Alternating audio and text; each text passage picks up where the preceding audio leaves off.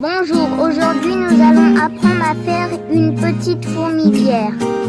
Premièrement, vous aurez besoin d'un gobelet en plastique transparent. Deuxièmement, vous aurez besoin d'un petit récipient pour mettre les œufs. Troisièmement, vous aurez besoin d'une pelle. Quatrièmement, vous aurez besoin d'une pince à épiler. Ce que vous voulez. Et maintenant, vous devez chercher des petits trous où vous voyez des fourmis rentrer dedans.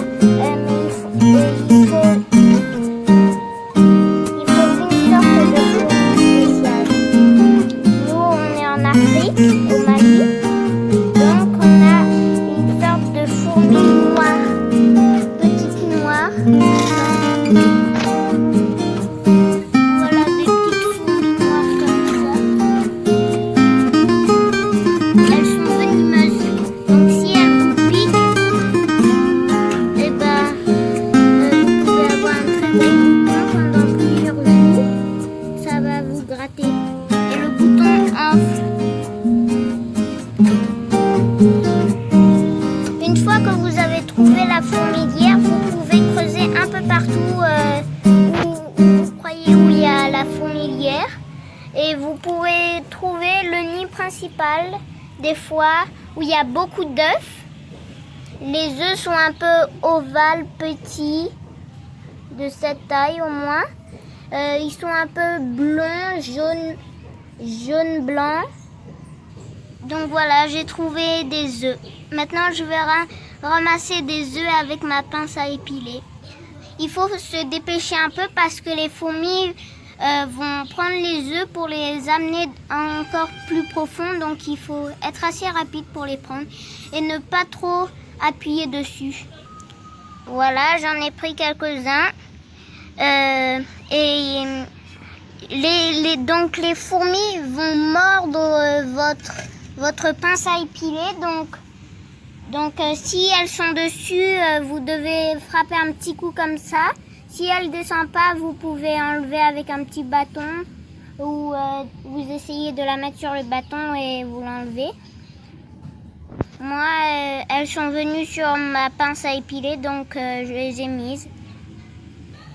Donc après, on s'occupe du gobelet maintenant.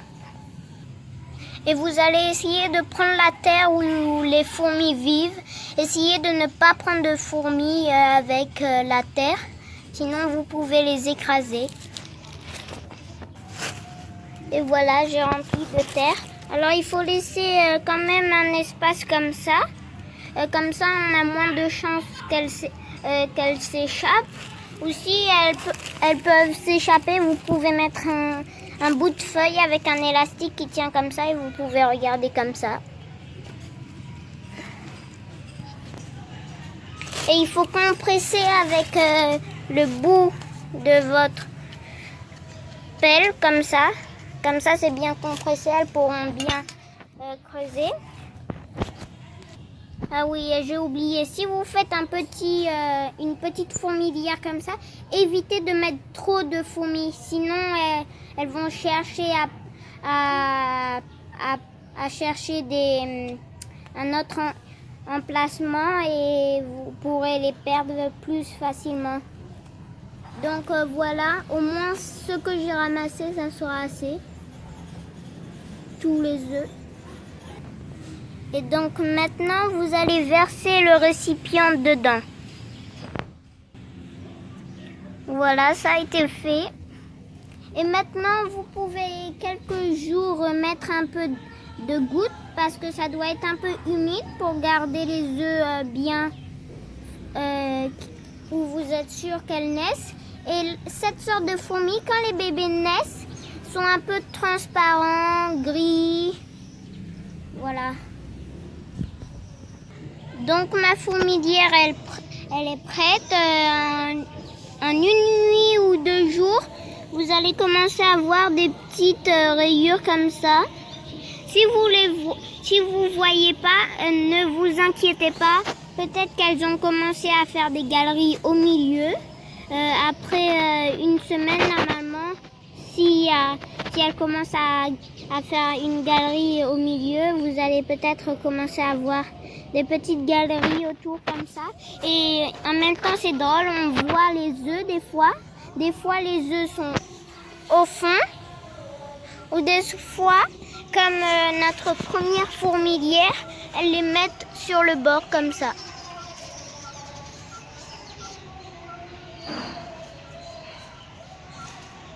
Voilà.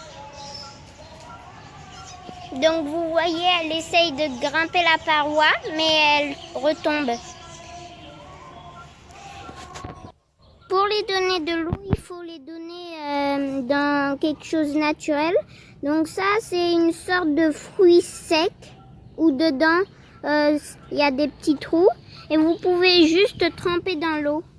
Dans l'eau et après vous mettez dans votre fourmilière et voilà.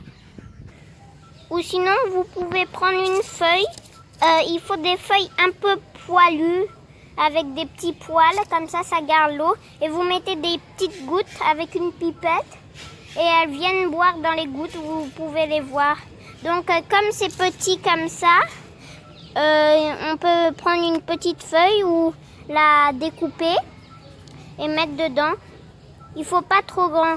Et pour la nourriture, vous pouvez seulement prendre ça de nourriture et vous mettez comme ça du blé, ce que vous voulez. Moi, je mets de la nourriture de poule. Et quand ce qui est avec les fourmis, s'il y a une des ouvrières qui meurt, et elles prennent l'ouvrière pour la manger. Donc, voilà. C'est pas trop grave si vous n'avez pas de reine, car les fourmis, elles peuvent une ouvrière peut devenir une reine et pondre des œufs. Voilà. Donc voilà, si vous avez ça, vous trempez dans l'eau quelques minutes. Assurez-vous que les bulles d'air partent. Donc tournez comme moi je fais et les bulles d'air peuvent sortir. Et après vous enlevez de l'eau et vous voyez qu'il y a des gouttes qui restent dedans. Elle reste en suspension, donc normalement vous pouvez pas trop perdre d'eau. Donc voilà, j'ai mis mes petits fruits dedans et vous pouvez attendre. Si vous voulez les voir boire, elles restent immobiles devant l'eau et vous voyez que leurs mandibules bougent un peu.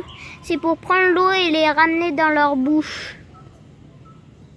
À bientôt et mettez un j'aime et likez la vidéo pour inviter d'autres personnes et venez voir sur notre chaîne les petits curieux d'Afrique de l'Ouest. Voilà. À bientôt.